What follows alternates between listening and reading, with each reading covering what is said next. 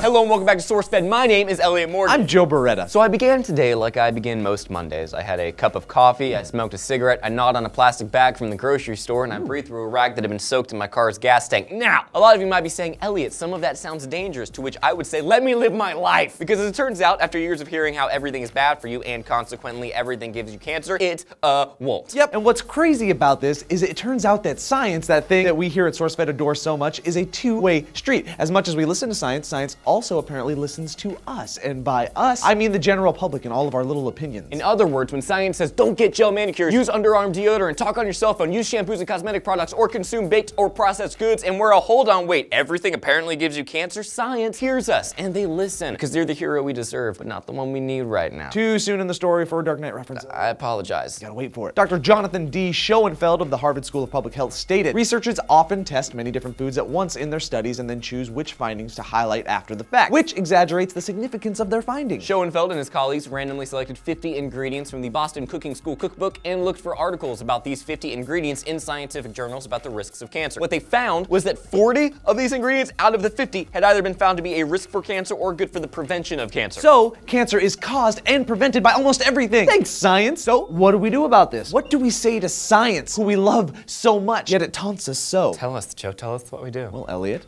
we act more scrupulously toward our beloved science. We take some of that salt that has undoubtedly been said to give us cancer, and we throw in grains of it when we read things from our beloved academics. I don't know why they exaggerate it. Maybe grant money, maybe for fame, but what we do is simple.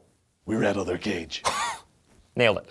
That is a perfect Dark Knight reference to lace into the story. Thank you. How did you think, you're so good. It just came to me. You're so talented. You don't write that stuff. You just feel it. You feel it. Oh man. Like inspiration strikes, boom, it comes out your mouth. Wow. So tell us why you think scientists exaggerate their findings in the comments section down below. Like, subscribe, click annotation for more video goodness. I am Joe Beretta. I'm Elliot Morgan. We both prevent and give you cancer. Yep. One or the other, respectively, and you have to decide who does what. So take us in, kids.